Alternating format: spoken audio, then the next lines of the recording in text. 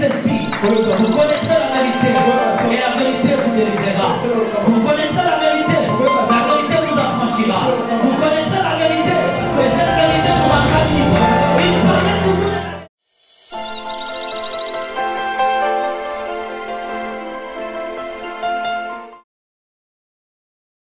Nous lisons ces passages généraux.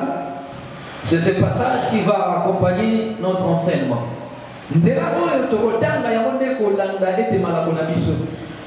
Psaume chapitre 11, le verset 3.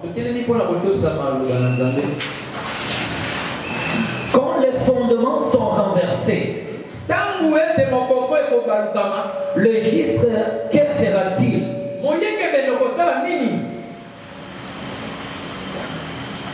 Quand les fondements sont renversés, le juste, que fera-t-il?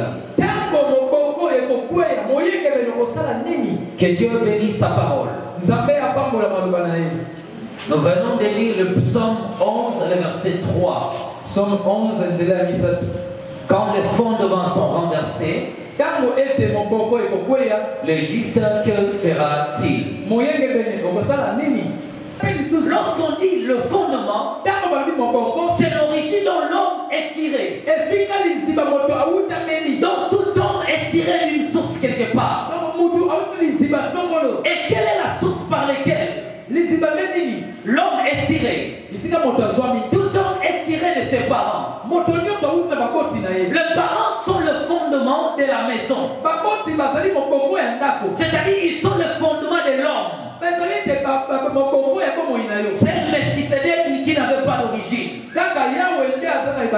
Mais tout homme sur la terre a son origine. Il a la source de sa provenance. Il a la source où il est sorti.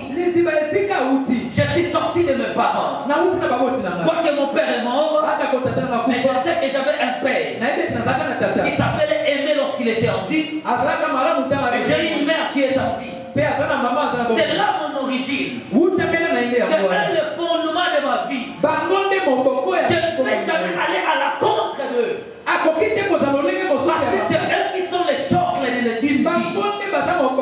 C'est eux qui soutiennent mon existence. Je ne peux pas passer autre. Sans d'abord reconnaître que ma source c'est mes parents. Et c'est le fondement là que nous devons parler. Vous êtes la construction de l'édifice. Mais il y a la source de la provenance. Mais on continue encore. On dit maintenant c'est le fondement spirituel.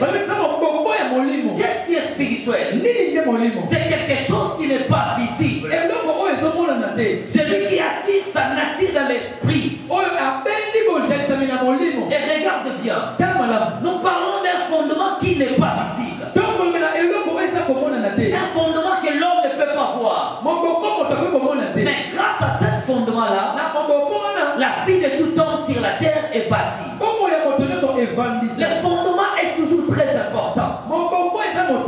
Le fondement de toute chose, c'est ce qui est important. Mais ce n'est pas un fondement physique. Dans les livres de psaumes que nous venons de lire, la Bible dit ceci, que si le fondement est renversé, les justes, que fera-t-il? Qu'est-ce qui se passe? Nous avons découvert beaucoup de frustrations dans la vie chrétienne. Il y a beaucoup de problèmes.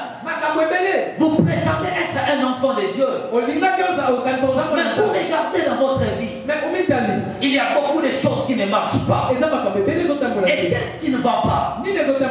Or, c'est très mauvais d'être un chrétien. Mais il faut toujours te poser la question, est-ce que le fondement par lequel je suis venu, mes arrière-pères étaient des chrétiens? C'est toujours la question qu'il faut se poser. Si ta vie chrétienne est bâtie sur le fondement de la sorcellerie de ta famille, qu'est-ce qui viendra à la suite? Il n'y aura que l'écroulement de ta vie. C'est pourquoi ta vie n'avance pas. C'est pourquoi rien ne progresse avec toi. Parce qu'il y a un problème de fondement. Parce qu'il y a un problème spirituel de ton fondement. Mais parmi les fondements que nous devons utiliser, étudier ici, le premier fondement que nous devons étudier, c'est ce qu'on appelle le parent. Les parents sont le premier fondement spirituel de tout homme sur la terre. Un homme sur la terre ne réussira jamais sans ses parents. Et beaucoup de vies sont frappées de la malédiction. Parce que les enfants ont cherché à toucher la paternité. Amen. C'est ça le fondement. Quel est le fondement par lequel ta vie est dirigée? Quel est le fondement par lequel ta vie est dirigée? Les parents sont les sources de tout homme sur la terre. Et que quand tu montes au créneau contre tes parents, tu détruis le fondement qui a été posé. Même quand la sorcellerie de tes pères, tu ne peux pas combattre ton père sans au préalable associer quelqu'un qui est dans le même niveau que ton père. C'est ça être sous la protection d'un père. C'est ça être sous la protection. Tout enfant qui affronte son père et sa mère finit dans l'échec. Parce qu'il détruit le fondement. Et c'est là que sa vie trouvera sa chute. Elles sont la source de toutes choses. Tu ne peux jamais combattre ta mère. Parce que c'est lui qui est le fondement. Une fois tu profanes la couche de tes parents, tu profanes ta propre vie. Est-ce que vous comprenez ce que je dis? Amen. Amen. Amen. Amen. Amen. La paternité spirituelle est renversée par la paternité spirituelle. La biologique est renversée par les biologiques.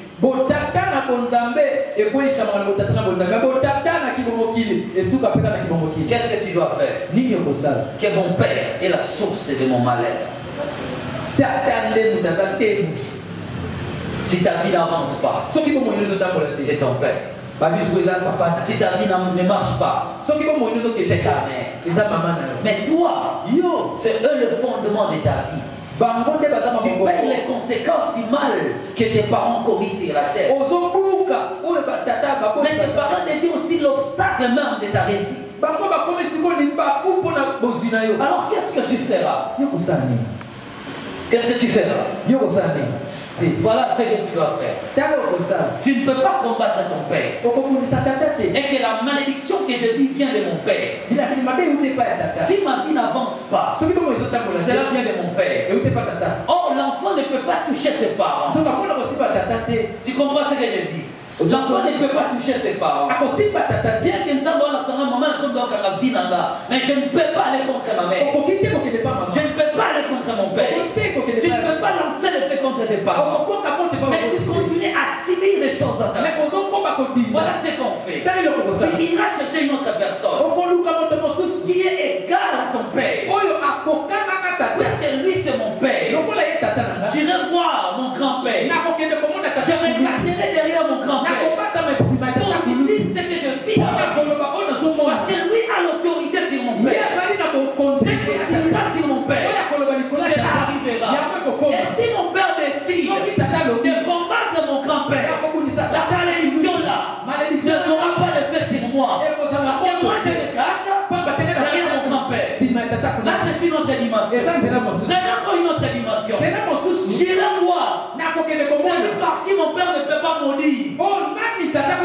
Et qui est-il? La personne que mon père ne peut pas maudire. Ce sont ses frères. Ses sœurs. J'irai les voir. J'apporterai quelque chose vers eux pour qu'il fasse sortir la bénédiction sur moi. Si mon père décide de venir me combattre, il ne me verra plus. Il verra son propre frère ou sa propre sœur. Vous voyez, là je me cache derrière ceux qui sont biologiques de mon père pour empêcher que les coups de mon père ne puissent pas m'atteindre. Tu as compris? Tu as compris? C'est pourquoi il faut être fier de tout. C'est qui l'on fait décret?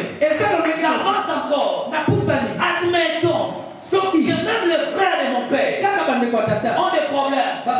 J'irai voir l'ami de mon père. La personne que je sais l'ami de ma mère, la personne que je sais que ma mère aime beaucoup, j'irai parler avec lui, j'irai consulter sa bénédiction, à lui offrir quelque chose, qui dit seulement quelque chose, que Dieu te bénisse. Directement la malédiction de ma mère ne résistera jamais au pouvoir de son ami. Là ta vie ne sera pas maudite. Amen. Je savais que c'est un devoir. Amen. Si tu ne trouves pas l'ami de ton père, l'ami de ta mère, tes arrière-pères, pour enlever la malédiction, voilà ce qu'il faut faire. Ribin va rencontrer l'homme qu'on appelle Moïse. Et lorsqu'il rencontre Moïse, Moïse qui représente l'homme de Dieu, Moïse commence à bénir le peuple. Il commence à bénir Ribin. Deutéronome chapitre 33, verset 6. Que Ribin vive et qu'il ne meurt point. Et que ces hommes soient nombreux. Alors lorsque Ribin rencontre Moïse, si tu es maudit par la paternité biologique, il te restera considéré un homme de Dieu. L'homme de Dieu détient maintenant l'autorité spirituelle. Tu comprends la paternité que je parle?